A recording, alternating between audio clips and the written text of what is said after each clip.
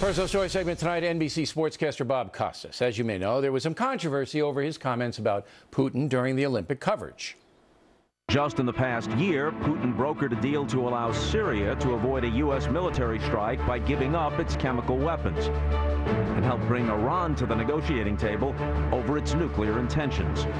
And he has repeatedly showcased his confidence to take on the West, particularly the United States. Now, that was on February 6. 2 weeks later, Mr. Costas said this.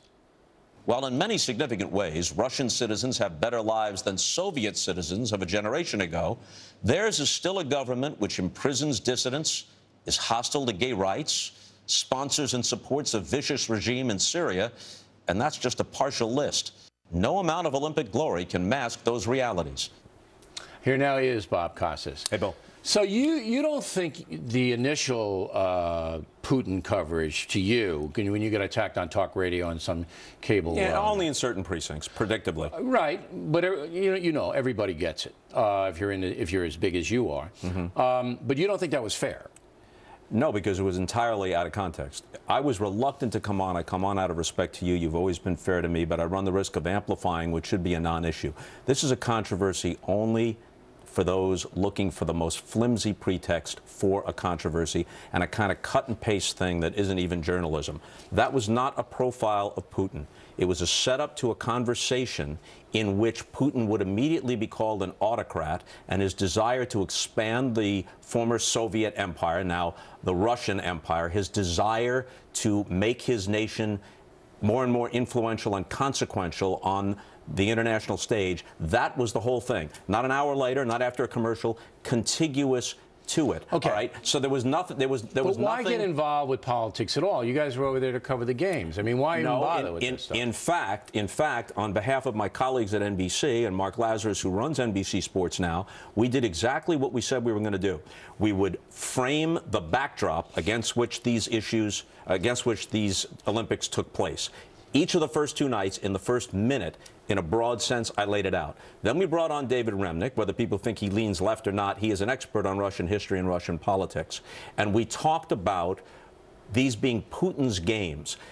The 1984 Olympics weren't Ronald Reagan's games. They were Peter Uberov's. The 96 Olympics were Billy Payne's, not Bill Clinton's. The 2002 Olympics were Mitt Romney's, not George Bush's. These were Putin's games. And as I said in the last piece, which you showed, but only a portion of, if, in fact, they were successful, which briefly, before what's going on in Ukraine, they appeared to be on their way to being successful, it would burnish the image of a man and a regime whose image does not deserve to be burnished. All right, let me back that up with a clip. I mean, because what you're saying is that you were critical of Putin repeatedly, even while discussing his influence on the games. Roll the tape we have.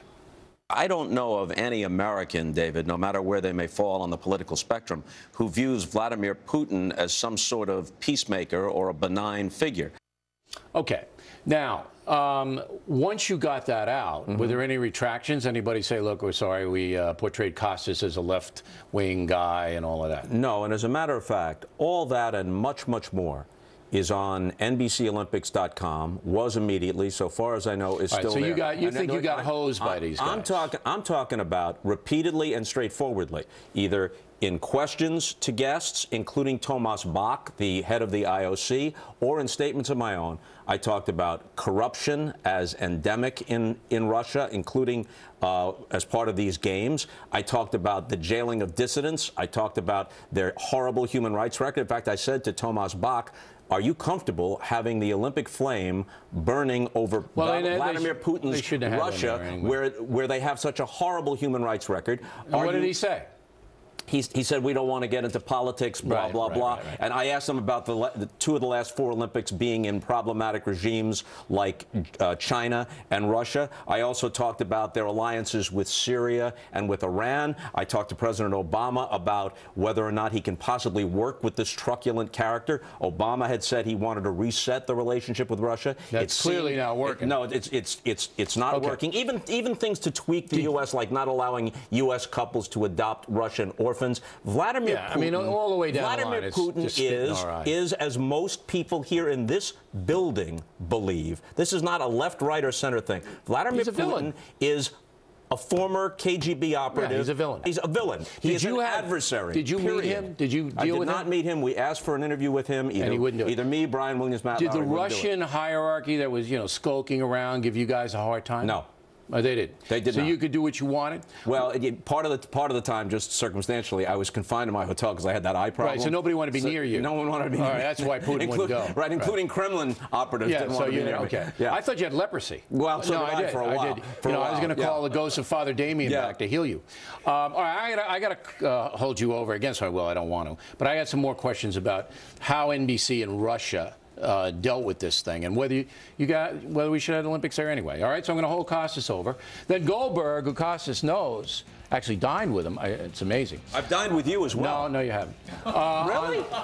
I have proof.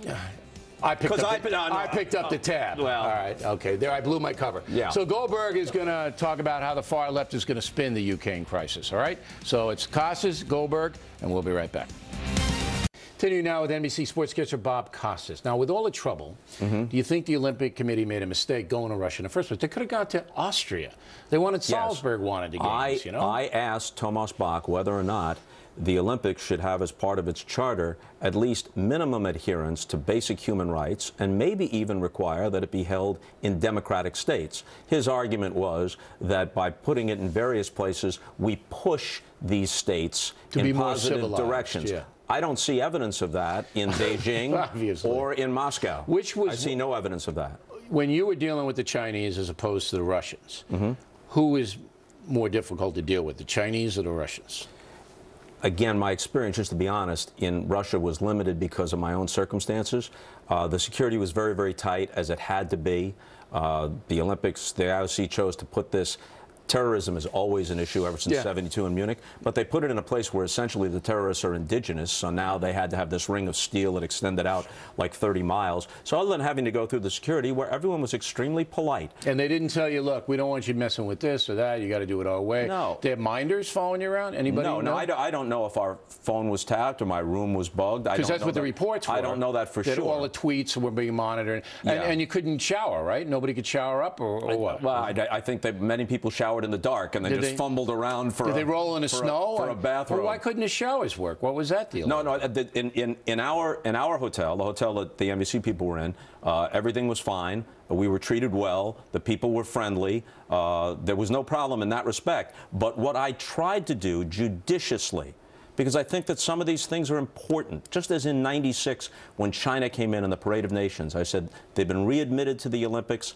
If any nation can duplicate what the old Eastern Bloc and the old Soviet Union did with a sports machine, they can. There have been charges of doping systematically. They could have gotten the 2000 games, but for human rights violations. Nobody on the right was upset by that. It was relevant. They just liked it. They weren't upset when I said in London that the IOC should have acknowledged the 40-year anniversary of the Munich massacre. The right wasn't bothered by that because they liked it. I wasn't politicizing the games. What I said was pertinent. And what I said about Putin during these games in Russia was pertinent. It was judicious. It didn't get in the way of the competition. And selecting this one thing out of context completely misstates my position. I said that night, I want you to react to this. I said that night that I know you and you're not some raving lunatic leftist, all right? You're basically a baseball guy. You know, when you were a kid, you collected baseball cards. You weren't studying Herbert Hoover like I was. Yeah, but you know what? So you're not just because there he is, a baseball card. And that's not rehearsed. That is not rehearsed. Hey, all right. So you're not doesn't mean that I don't know that Herbert Hoover but you're not smart enough to be an ideologue, all right? You're a baseball kid. Hey, listen. All right. Line up some ideologues and tell me how smart some of these clowns are. Okay. So I said he's not an ideologue. Right. You were right about that. If I were doing a narration, I would have rewritten it. I would not have said that about Putin. You know what? Last word. In retrospect, I wish that I had said what I said to Remnick 5 seconds later, which is no one views him as a statesman, but I knew that was going to happen contiguously. All we were trying to say was that he was an influential and formidable and that's figure. Fine. You know, when Time magazine named Nikita Khrushchev Man of the Year in 1957, no one thought that Henry Luce was a communist. I did.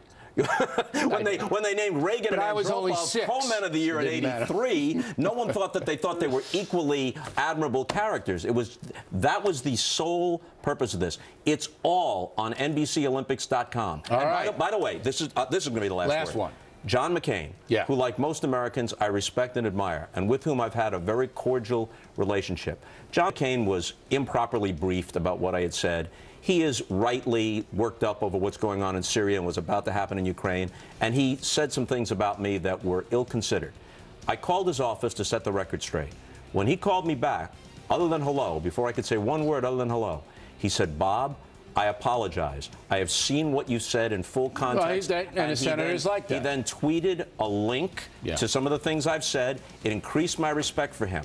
I am not holding my breath, despite the fact that there's a mountain of evidence like this. Just go to NBCOlympics.com. I'm not holding my breath, waiting for some others to say, you know what, we got this one not a little wrong, we got it completely wrong. All right, Bob Costas, everybody, there he is. We come right back. Goldberg on how the left is going to spin Ukraine.